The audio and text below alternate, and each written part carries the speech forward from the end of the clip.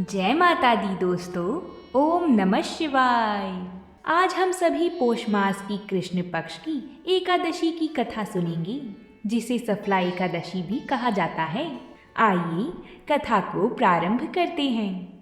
भगवान श्री कृष्ण जी के श्रीमुख से मोक्षदा एकादशी की व्रत कथा सुनकर धर्मराज युधिष्ठिर जी ने कहा, हे केशव, आपके श्रीमुख से मार्गशीर्ष मास के शुक्ल पक्ष की मोक्षदा एकादशी की कथा और उसका महात्म्य सुनकर मैं तृप्त हो गया हूँ, और अब मैं पौष मास की कृष्ण पक्ष की एकादशी के बारे में जानने को इच्छुक हूँ। इसलिए आप मुझे इस एकादशी के बारे में कि इसे किस नाम से संबोधित किया जाता है, इस एकादशी व्रत का महात्म्य क्या है और इस एकादशी के व्रत से किस फल की प्राप्ति होती है, कृपया करके इस एकादशी के बारे में विस्तार पूर्वक बताएं।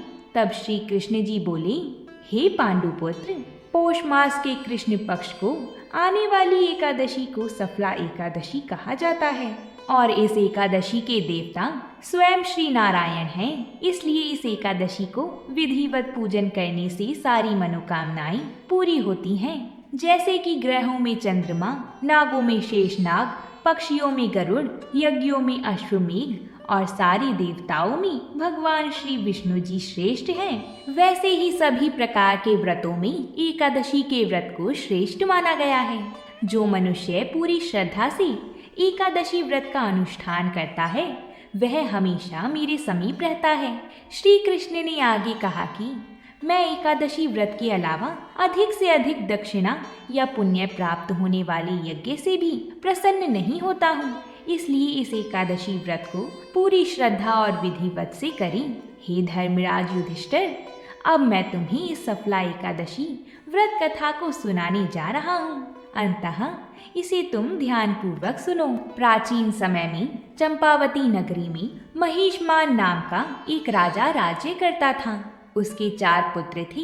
उसका सबसे बड़ा लुम्पक नाम का पुत्र महापापी और दुष्ट था।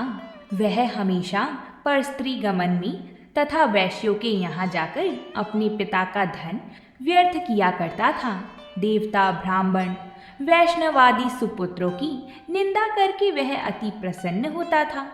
सारी प्रजा उसके कुकर्मों से बहुत दुखी थी, परंतु युवराज होने के कारण सब चुपचाप उसके अत्याचारों को सहन करने को विवश थे, और किसी में भी इतना साहस नहीं था कि कोई राजा से उसकी शिकायत करता।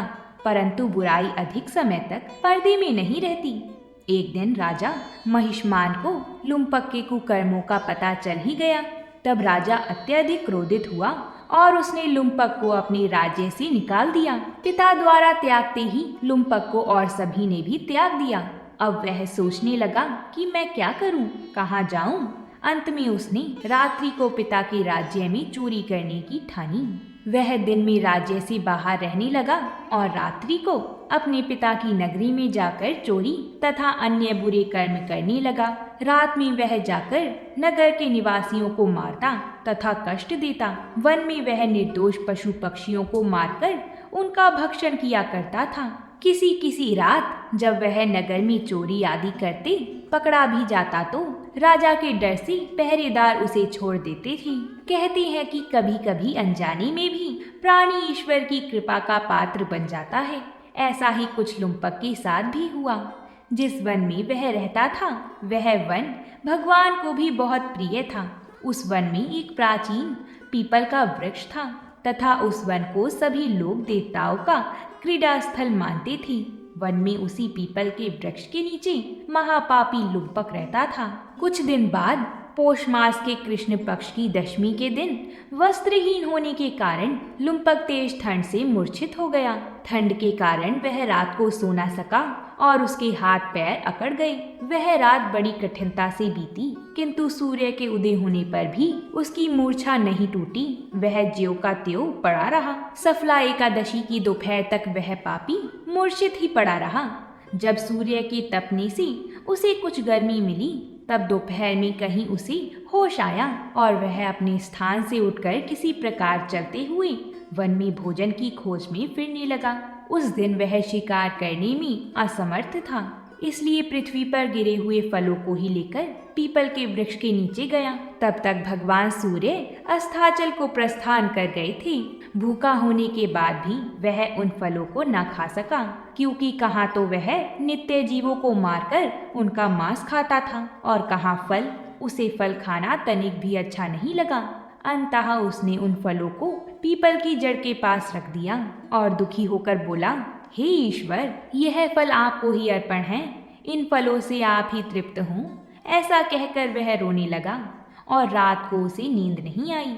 वह सारी रात रोता रहा। इस प्रकार उस पापी से अनजाने में ही एकादशी का उपवास हो गया। उस महापापी के इस उपवास तथा रात्रि जागरण से भगवान श्री हरि जी अत्यंत प्रसन्न हुए और उसके सभी पाप नष्ट हो गए। सुबह होते ही एक दिव्य रथ अनेक सुंदर वस्तुओं से सजा हुआ आया और उसके सामने खड़ा हो गया। उसी समय आकाशवाणी हुई, हे युवराज, भगवान नारायण के प्रभाव से तेरे सभी पाप नष्ट हो गए हैं। अब तू अपने पिता के पास जाकर राज्य प्राप्त कर। जब यह आकाशवाणी लुम्पक ने सुनी तो वह अत्यंत प्रसन्न होते हुए बोला, हे प्रभु, आपकी जय हो। ऐसा कहकर उसने सुंदर वस्त्र धारण किए और फिर अपने पिता के पास गया। पिता के पास पहुंचकर उसने सारी कथा पिता को सुनाई। पुत्र के मुख से सारा वृतांत सुनने के बाद पिता ने अपना सारा राज्य तत्क्षण में ही पुत्र को सौंप दिया और स्वयं वन में चला गया। अब लुम्पक शास्त्र अनुसार राज्य करने लगा। उसकी स्त्री, पुत्र आदि सभी श्री विष्णु जी की परम भक्त बन गई। वृद्धावस्था आने पर वह अपने पुत्र को राज्य सौंपकर भगवान का भजन करने के लिए वन में चली गई और अंत में परम पद को प्राप्त हुए। हे धर्मराज युधिष्ठिर, जो मनुष्य श्रद्धा और भक्ति पूर्वक इस सफला एकादशी का उपवास करते हैं, उनके सभी पाप नष्ट हो जाते हैं और अंत में मुक्ति प्राप्त होती है। हे कुंती पुत्र, जो मनुष्य इस सफला एकादशी के महात्म्य को नहीं समझते, उन्हें पूंछ और सींगों से विहीन पशु ही समझना चाहिए। सफला एकादशी के महात्म्य को पढ़ने अथवा श्रवण करने से प्राणी को राजसूय यज्ञ के समान फल प्राप्त होता है। यह सफला एकादशी की कथा हमें भगवान के अति कृपालु होने का भान कराती है। यदि कोई मनुष्य अज्ञानवश भी प्रभु का स्मरण करे तो उसे पूर्ण फल की प्राप्ति होती है। यदि मनुष्य निश्चल भाव से अपने पापों की क्षमा मांगे तो भगवान उसके बड़े से बड़े पापों को भी क्षमा कर देते हैं। मान्यता है कि सफला एकादशी का व्रत अपने नाम के जैसे ही फल देने वाला है। इस व्रत को करने से हर कार्य सफल हो जाते हैं और भगवान श्री हरि विष्णु जी की कृपा से सारी अधूरी इच्छाएं पूरी होने के साथ ही सभी सुखों की प्राप्ति होती है। धार्मिक मान्यताओं के अनुसार एकादशी के दिन विधिवत भगवान श्री हरि विष्णु जी का पूजन करके व्रत कथा का पाठ अवश्य ही करना चाहिए या श्रवण करना चाहिए, जिससे कि भगवान विष्णु जी की विशेष कृपा मिलने के साथ ही मोक्ष की प्राप्ति भी होती है। बोलिए भगवान श्री हरि विष्णु जी की जय हो। अगर आप सभी को हमारी कथा पसंद आई हो तो वीडियो को लाइक करिएगा, शेयर करिएगा। साथ ही में अगर आप हमारी और कथाओं को सुनना चाहते हैं तो हमारे चैनल पर जाकर ज़रूर सुनिएगा। हम व्रतों से जुड़ी कथाएं आप सब